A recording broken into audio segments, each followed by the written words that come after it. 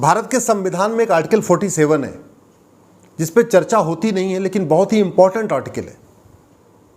Article 47 ये कहता है भारत को नशा मुक्त और शराब मुक्त राष्ट्र बनाना है, और स्टेट शैल, ये राज्य की ड्यूटी है, ये केंद्र की ड्यूटी है कि भारत को नशा मुक्त और शराब मुक्त राष्ट्र बनाए। दुर्भाग्यवश संसद में इस पर चर्चा नहीं होती, विधानसभा में इस पर चर्चा नहीं होती, और नतीजा ये हो गया है कि गांव-गांव शराब के ठेके खुल गए हैं, गांव-गांव चरस, अफीम, कोकीन बिकना शुरू हो चुकी है। शहरों के हर मोहल्ले में गांजा, अफीम, शराब, चरस पहुंच रहा है। भारत के कॉलेजेस के अंदर जहां बच्चे बीए, बीएससी, बीकॉम करने आते हैं, बीबीए करने आ रहे हैं, इंजीनियरिंग करने आ रहे हैं, मेडिकल करने आ रहे हैं, वहाँ पे सिगरेट के खोखे में गांजा पहुँच रहा है। सिगरेट देखने में सिगरेट होता है, एक्चुअल उसके अंदर चरस होती है। देखने में सिगरेट होता है, उसके अंदर अफीम होती है। कौन जिम्मेदार है इसके लिए? इसके लिए केवल और केवल सांसद और विधायक जिम्मेदार हैं। लेकिन आप लोग भी इसके लिए जिम्मेदार हैं। हो सकता है आपका बच्चा भी नशा कर रहा हो, मुझे नहीं पता।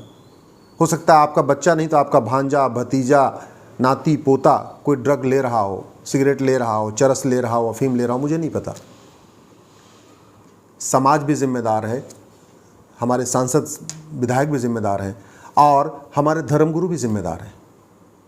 सुबह से लेकर शाम तक राम कथा करने वाले, कृष्ण की कथा करने वाले इस आर्टिकल 47 को लागू करने की मांग क्यों नहीं करते?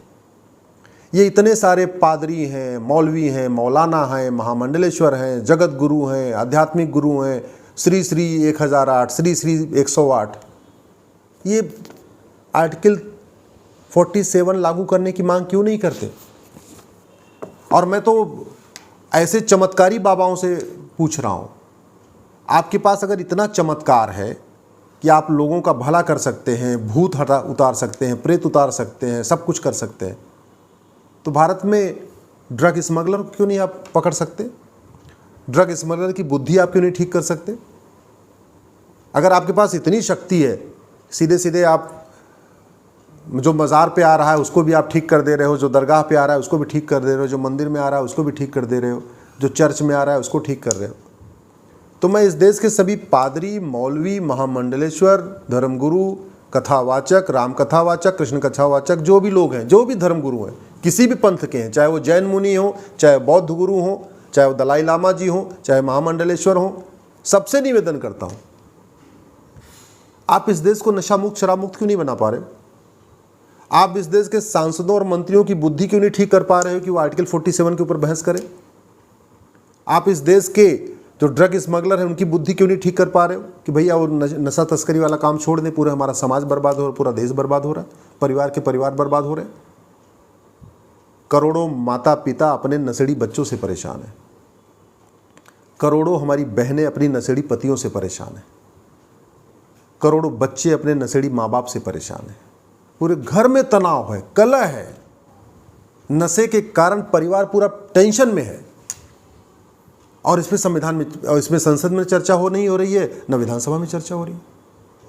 और मुझे तो सबसे आश्चर्य होता है, चलो ठीक है, ये सांसदों विधायकों को तो इन नशा तस्करों से पैसा चाहिए, नेताओं को तो नशा तस्करों से चंदा चाहिए, उनको चुनाव लड़ना है, पॉलिटिकल पार्टियों को ड्रग स्मगलर से चंदा चाहिए, उनको अपना चुनाव, पूरे पार्टी चुनाव का प्रचार करना है। आपने देखा होगा दिल्ली में किस तरीके से कट्टर ईमानदार सरकार ने जो शराब माफियाओं से पैसा ले लेके किस तरीके से, अभी तो पकड़े गए, जेल में भी है ना, जो शराब लीकर स्कैम हुआ है, छत्तीसगढ़ में लीकर स्कैम हुआ है, आपके झारखंड में लीकर स्कैम हुआ है। लेकिन इस देश के धर्मगुरु जो सुबह से शाम तक ज्ञान दे रहे हैं, मजहबी मौलाना जो सुबह से शाम तक केवल तालीम दे रहे हैं, पादरी जो सबको प्रेयर करा रहे हैं, सबको चर्च में बुला बुला के प्रेयर करा रहे हैं, ये पादरी, मौलवी और धर्मगुरु एक साथ मिलके नशे के खिलाफ हल्ला बोल क्यों नहीं कर रहे? क्यों नहीं एक साथ कॉन्फ्रेंस करके कहते हैं कि भाई आर्टिकल 47 लागू करो, और जो आदमी ड्रग स्मगलिंग में पकड़ा जाए इसकी 100% प्रॉपर्टी जब्त करके इसको फांसी दो? ड्रग स्मगलर के लिए स्पेशल कोर्ट की मांग क्यों नहीं कर रहे हैं कि जो नशे का मामला है ये 1 साल के अंदर डिसाइड होना चाहिए? ड्रग स्मगलर के लिए क्यों नहीं मांग करते कि जितने भी नशे के कारोबार करते हैं इनका जो narco polygraph brain mapping test होना चाहिए, जिससे पता चले कि उस पूरे नेटवर्क में और कितने लोग हैं। ऐसा नहीं कि भारत नशा मुक्त नहीं हो सकता, ऐसा नहीं कि भारत शराब मुक्त नहीं हो सकता।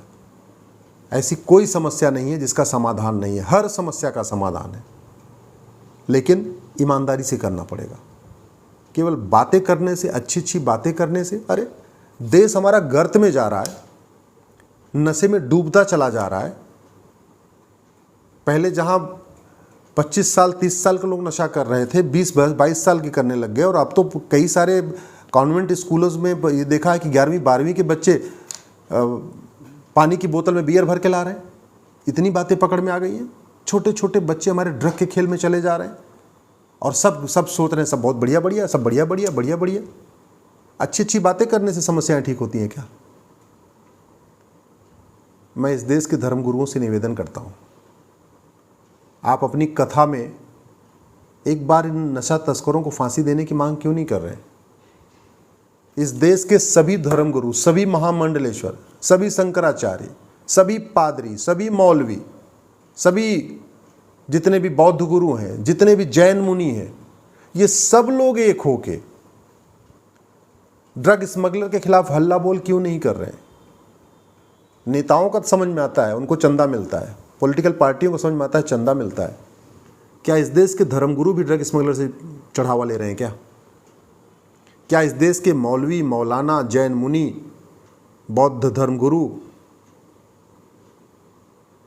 पादरी, जगत गुरु, महामंडलेश्वर, क्या ये लोग भी इन ड्रग स्मगलर से पैसा ले रहे हैं? अगर नहीं ले रहे तो फिर इनके खिलाफ बोल क्यों नहीं रहे? अगर नहीं ले रहे तो ड्रग स्मगलर्स को फांसी देने की मांग क्यों नहीं कर रहे? अगर नहीं ले रहे तो सिंगापुर में जैसा कानून है, मात्र 900 ग्राम गांजा मिला था सिंगापुर में और फांसी हुई है। गूगल कर लेना आप, 900 ग्राम गांजा मिलने पे फांसी हुई है। वो जो 900 ग्राम गांजा लेके घूम रहा था यहीं अपने भारत का रहने वाला था, तमिलनाडु का रहने वाला था, जो सिंगापुर में कहीं 900 ग्राम गांजा लेके जा रहा था। ऐसा कानून भारत में क्यों नहीं बन सकता? हमारे सारे धर्माचार्य, महामंडलेश्वर, मौलवी, मौलाना, पादरी, जैन मुनि मिलकर सरकार से क्यों नहीं मांग करते कि हमें नशे के खिलाफ सिंगापुर जैसा कानून चाहिए, हमें नशा तस्करों को फांसी का कानून चाहिए? परिवार के परिवार तबाह होते जा रहे हैं, परिवार के परिवार बर्बाद होते जा रहे हैं।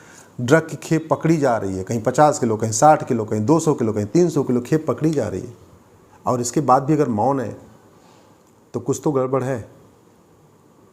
कौन सी ऐसी शक्ति है, कौन सी ऐसी पावर है जो हमारे धर्मगुरुओं को नशे के खिलाफ बोलने से रोक रही है? आप खुद सोचना, खुद विचार करना। और यदि आप किसी धर्मगुरु को जानते हो, किसी मौलवी को जानते हो, किसी पादरी को जानते हो, तो ये वीडियो उन तक ज़रूर भेजना और उनसे कहिएगा इसको ध्यान से सुने। आप किसी सांसद विधायक को जानते हो, उनके पास भी आप भेजना और उनसे पूछना कि इस संविधान के आर्टिकल 47 को कब लागू किया जाएगा, भारत नशा मुक्त, शराब मुक्त देश कब बनेगा।